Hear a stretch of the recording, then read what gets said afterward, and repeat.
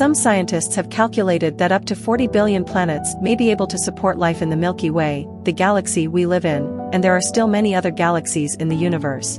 Given these nearly infinite numbers, it seems unlikely that there is no other intelligent life in the universe.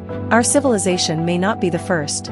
Recently, the question has changed from "are there aliens?" to "how can we find aliens?" Among the countless possibilities of alien civilizations, some could have existed hundreds of billions of years ago, making it difficult to imagine their level of technological evolution. An astronomer named Kardachev reached the same conclusion and began to classify civilizations based on their technological advancement.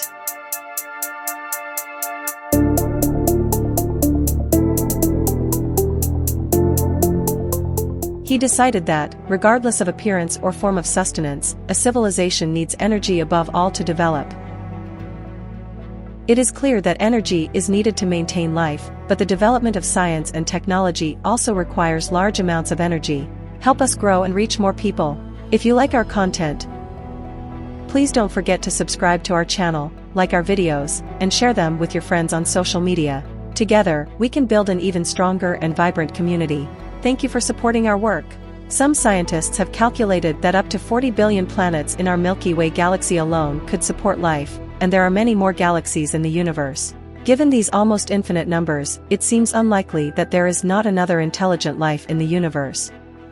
Our civilization may not be the first. Recently, the question has shifted from "are there aliens?" to "how can we find aliens?" Among the countless possibilities of alien civilizations, some could have existed billions of years ago, making it difficult to imagine their technological evolution level. An astronomer named Kardashev reached the same conclusion and began to classify civilizations based on their technological advancement. He decided that, regardless of their appearance or form of feeding, a civilization needs energy above all to develop. It's clear that energy is needed to maintain life, but the development of science and technology also requires large amounts of energy.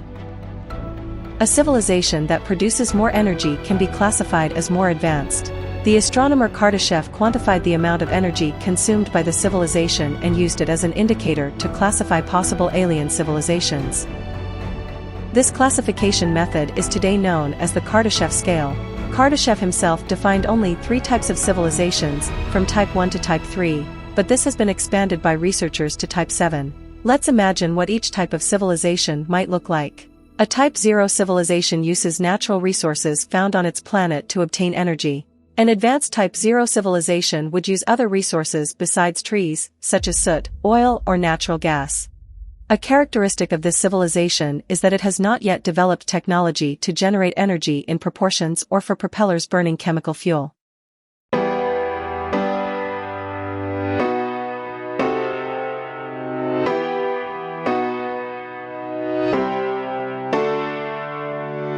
A Type 0 civilization can be described as a baby civilization compared to other alien civilizations on the Kardashev scale. The type of civilization is determined based on the amount of energy produced per second.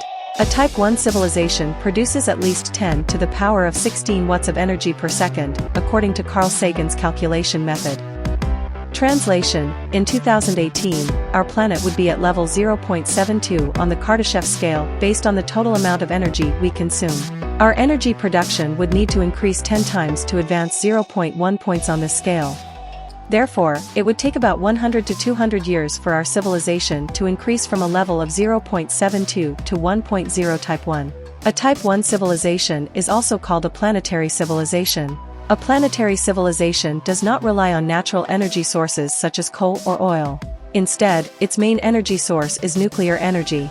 Although our current civilization, at level 0.72, uses nuclear power plants to produce electricity, these plants obtain energy through nuclear fission, which is not ideal because it has low energy efficiency, generates radioactive waste, and presents a high risk of nuclear accidents. A Type 1 civilization would use nuclear fusion instead.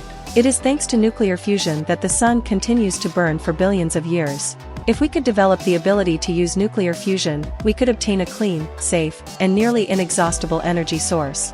The thrusters used in a Type 1 civilization would be primarily powered by nuclear energy, allowing them to send manned spaceships to virtually any planet in the solar system. Imagine a future where clean and safe nuclear energy powers our civilization. What's your opinion on the possibility of achieving nuclear fusion as a source of energy?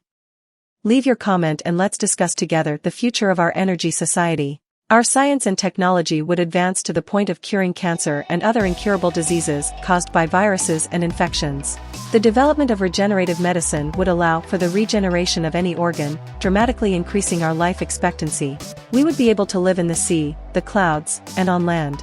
It's estimated that it would take about 3,000 years for us to move from a primitive Type 1 civilization to an advanced Type 2 civilization, also known as a star civilization. The main source of energy for Type 2 civilization would be nearby stars. When a civilization reaches the final stage of Type 1, the energy generated by artificial nuclear fusion on a planetary scale would no longer be sufficient to meet the advances of science and technology. The most efficient and realistic way to obtain energy would then be to extract it from nearby stars. Fred Fremont, a contemporary theoretical physicist of Albert Einstein, created the concept of an artificial structure called a Dyson sphere. He imagined that as civilization developed, it would become capable of obtaining energy from nearby stars using the so-called Dyson sphere. A proposal has been made to build a structure around a star in order to obtain the majority of energy released by it. However, the sphere would be inefficient and difficult to build. Then, other proposals were made, such as a Dyson ring installed around the star or a Dyson swarm formed by multiple rings. When our civilization reaches Type 2, energy problems will no longer be an obstacle in practical life, ending poverty. We could freely travel to any planet in the solar system and start space colonization.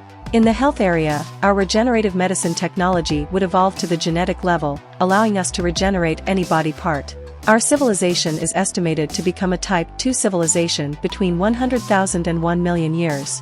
Type 3 civilization, also known as a galactic civilization, would obtain energy using similar methods to those of Type 2 civilization, but would collect energy from nearby and distant stars throughout the galaxy. This civilization would also see the initial use of anti-gravitational devices. Anti-gravity technology would be used not only in vehicles but on an astronomical scale, including planets. A Type 3 civilization could use wormholes to traverse the entire galaxy, but still wouldn't be capable of creating them. The Type 3 humanity would have already extended its life expectancy to the maximum possible for their species, so the health field would have reached its peak. The next goal for such a civilization would be to surpass its natural life expectancy, extracting consciousness from flesh and achieving immortality. However, this wouldn't be possible for a Type 3 civilization, although Kardashev believed that this would be the civilization's pinnacle and that further development wouldn't be possible. Other astronomers argued that even more advanced civilizations, Type 4, could exist. A Type 4 civilization is also referred to as a universal civilization, although a Type 3 civilization is capable of traveling through wormholes. It depends on existing wormholes to freely move throughout the galaxy. A civilization would need to be able to create its own wormholes. However, there isn't enough energy in the galaxy to sustain these artificial objects. That's when a civilization would take its first steps towards becoming Type 4. The main source of energy for a Type 4 civilization would be supernovae. These are massive explosions caused during the final stage of a star's life. This phenomenon causes a concentrated and intense release of energy nearby. A supernova would be an extremely efficient energy source, as it would generate an amount of energy equivalent to the energy stored and released by the star throughout its life.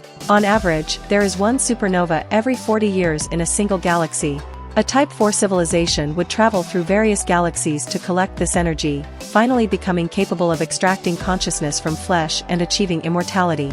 It would also be possible to create intelligent life, and it's possible that many Type 0 civilizations have been created by Type 4 civilizations.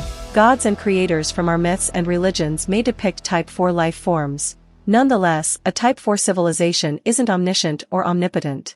It would have advanced to the point of discovering the theory of multiple universes and that there are other universes beyond ours.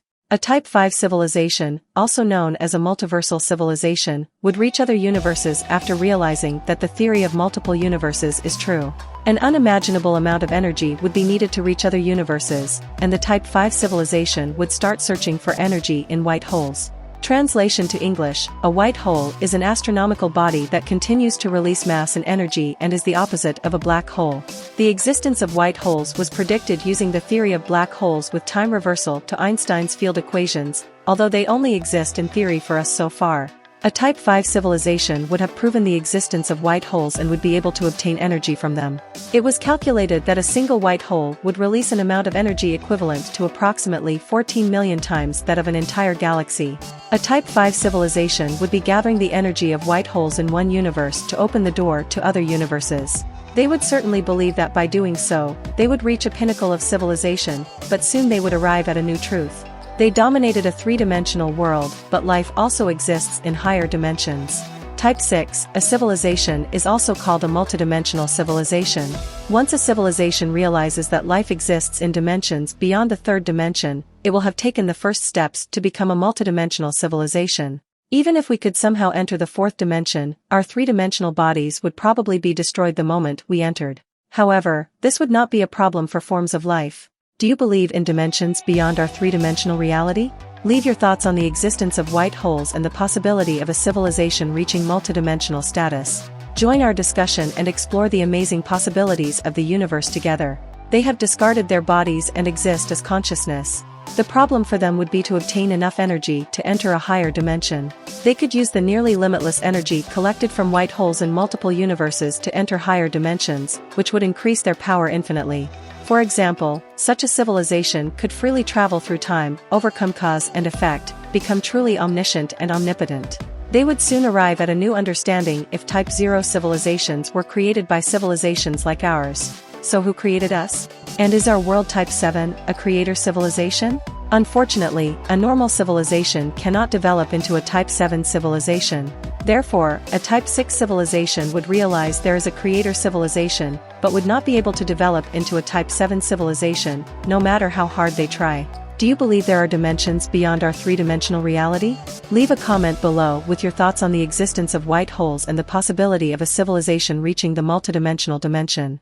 Join in on our discussion and explore the incredible possibilities of the universe together. The creator civilization is not truly a civilization, but existence itself, the creator of all matter, energy, natural laws, space, time, and dimensions.